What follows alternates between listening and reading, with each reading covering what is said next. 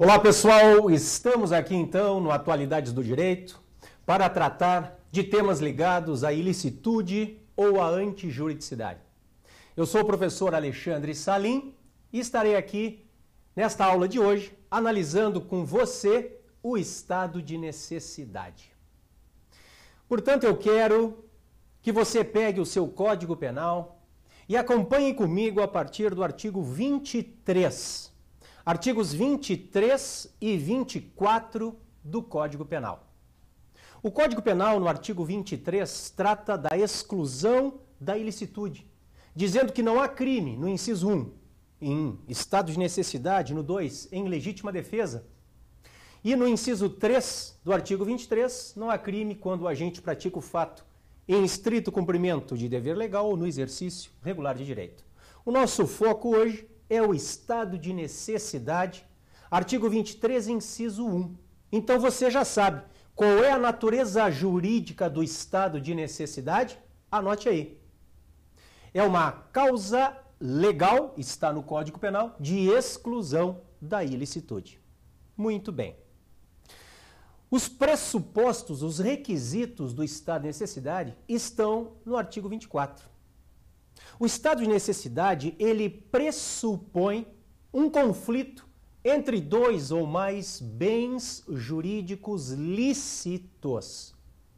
Então, cuide, porque a pergunta agora é: qual o pressuposto do estado de necessidade? Ele pressupõe o quê? A existência de dois ou de mais bens lícitos que estão em conflito. Cuide só, dois bens lícitos estão em conflito. Um deles terá que ser sacrificado. Por quê? Porque só assim o outro continua existindo. Eu tenho dois bens lícitos em conflito, um deles terá que ser sacrificado, porque só assim o outro continua existindo. Eu quero que você pense no furto famélico.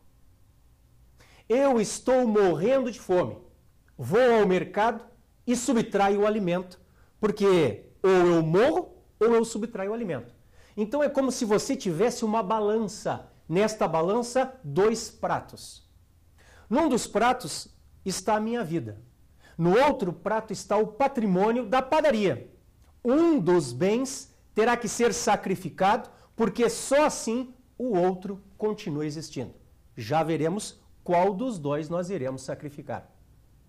Eu quero que você pense no navio que está afundando por excesso de peso. O capitão manda lançar ao mar as bagagens, as malas de todas aquelas pessoas que lá estão. De novo, uma balança. Num prato, a vida das pessoas, no outro prato, você tem o patrimônio daquelas pessoas. É o caso também da antropofagia.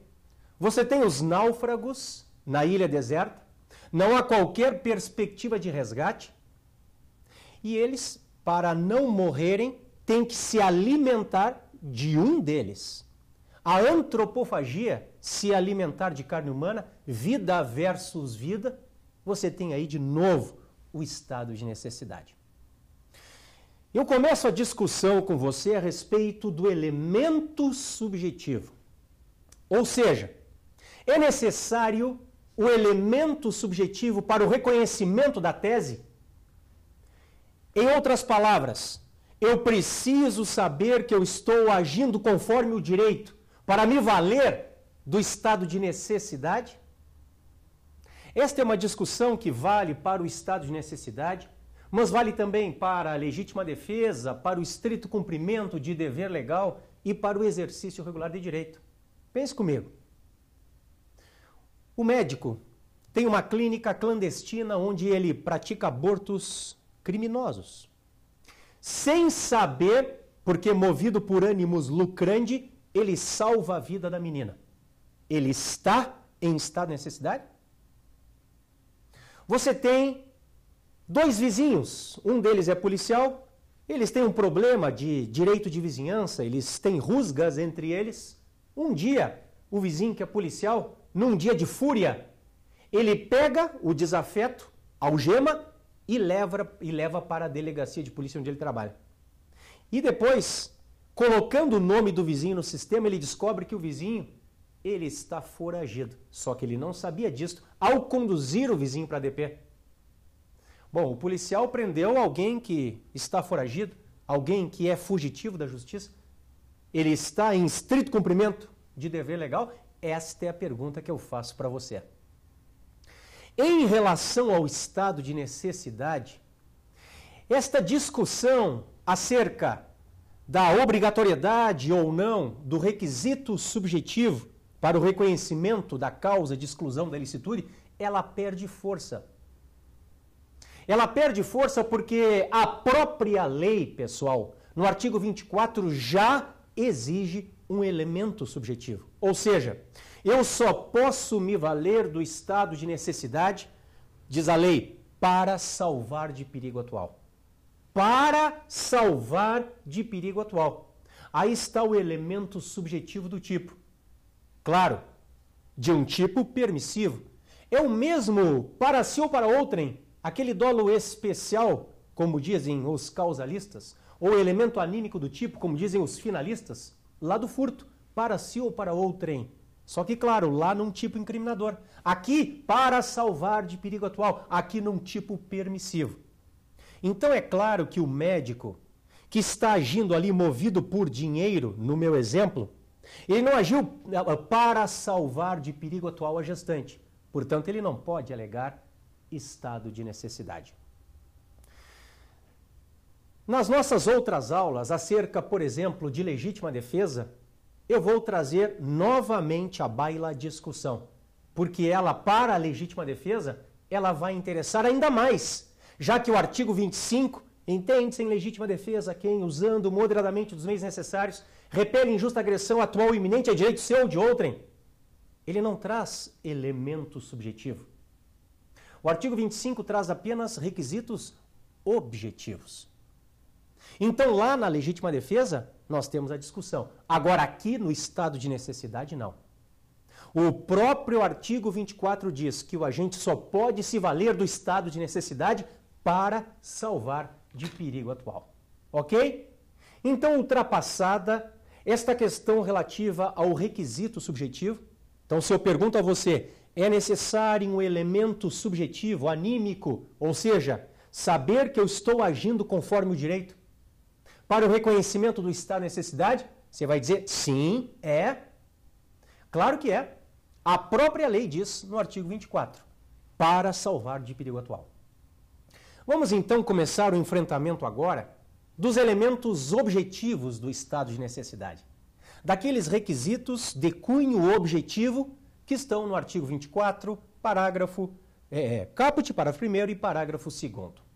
Eu vou dividir com você a matéria assim. Nós temos requisitos ligados à situação de necessidade, são 4, e requisitos ligados ao fato necessitado, são 2. Os requisitos ligados à situação de necessidade, vamos ver agora, vamos começar a ver. Então, a existência de um perigo atual, ameaça a direito próprio alheio, este perigo não ser provocado voluntariamente pelo agente e inexistir um dever legal de impedir o resultado, são requisitos, veremos todos eles, ligados à situação de necessidade. Depois, em relação ao fato necessitado, nós veremos a inevitabilidade e a proporcionalidade. Joia, pessoal? Muito bem. Comecemos, então, com a situação de necessidade. Primeiro requisito objetivo, portanto, relacionado à situação de necessidade. Requisito 1. Anote aí. A existência de um perigo atual. Perigo atual é o primeiro requisito. E atenção, porque perigo não é lesão. Perigo é probabilidade de lesão. Perigo não é lesão. Eu não preciso esperar que o fogo comece para eu sair correndo e depois, na corrida, ter que disputar uma porta estreita com uma pessoa, machuco a pessoa para não morrer. Não, eu não preciso esperar o fogo começar. É uma probabilidade de lesão. Veja bem, perigo não é lesão, é a probabilidade de lesão. A lei fala em perigo atual. o perigo atual, o que está ocorrendo.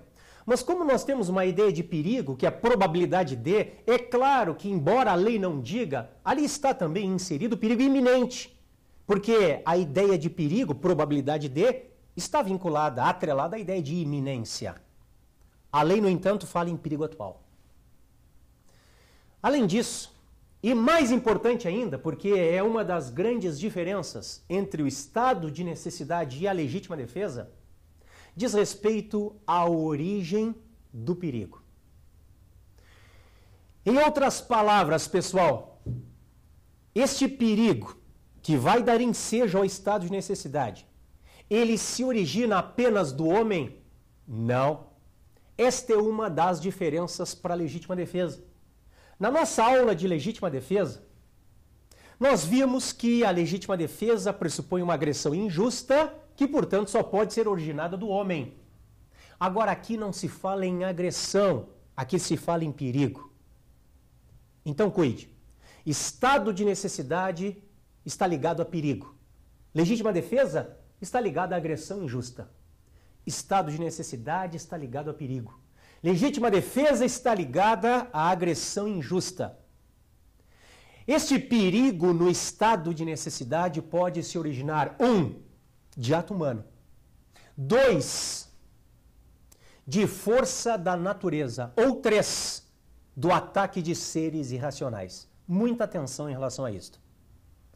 1, de ato humano, conduta do homem. Então, daqui a pouco deu um curto-circuito aqui no ar-condicionado da sala. E aí eu digo, não, deixa que eu arrumo. Eu ali arrumei, acabei piorando o que já estava ruim. Acabei piorando, causando um incêndio. E depois, para que os alunos que estão na sala possam escapar, é uma porta estreita, são 10 pessoas disputando uma porta. Alguém vai se machucar. Alguém vai se machucar. Qual é o perigo? É o incêndio provocado por ato humano. Mas não só o ato humano, também a força da natureza. Pode ser que o incêndio tenha sido causado porque o raio caiu com a tempestade. Então, foi o raio com a tempestade que provoca o incêndio, que faz com que alguém, em estado de necessidade, agrida ou até mate. Mas eu falei para você ato humano, força da natureza ou ataque de seres irracionais. Daqui a pouco eu estou caminhando em via pública e eu enxergo o pitbull atacando a criancinha. E morde, morde, morde, vai matar a criancinha. Eu pego a arma e pum! Eu mato aquele ser irracional, eu mato o pitbull em estado de necessidade de terceiro. Não há ato humano, é um ataque do bicho. O ataque de seres irracionais, portanto, pressupõe uma reação em estado de necessidade. Então lembre, perigo que pode surgir de ato humano, de força da natureza ou do ataque de seres irracionais. Este é o primeiro requisito. O segundo requisito, pessoal, diz respeito a uma ameaça a direito próprio ou alheio. Então, o primeiro requisito, a existência de um perigo atual. E o segundo requisito, a ameaça a direito próprio ou alheio. Isso é muito interessante, porque quando a lei, no artigo 24 do Código Penal, ela diz direito, ela está falando lato sensu. No nosso sistema penalístico, pessoal, o sistema brasileiro, não há uma restrição, como em alguns países, em que só cabe estado de necessidade para a defesa da vida e do corpo. No Brasil, não. No Brasil, o estado de necessidade cabe para a defesa da vida, do corpo, do patrimônio, da liberdade, da honra, da administração pública. Não há limitação. Eu posso agir em estado de necessidade para proteger esta instituição, para proteger este prédio, para proteger o Ministério Público, no meu caso. Não há limitação. Quando a lei fala bem jurídico, significa qualquer bem jurídico.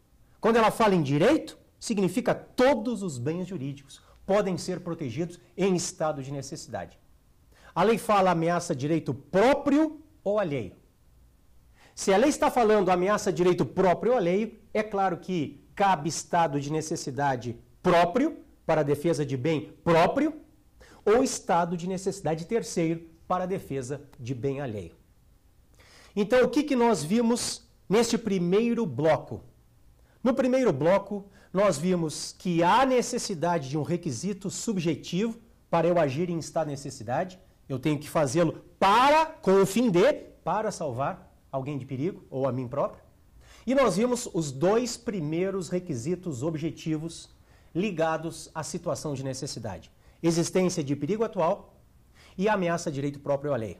No próximo bloco, eu retomo da onde nós paramos. Ok? Fique aí conosco.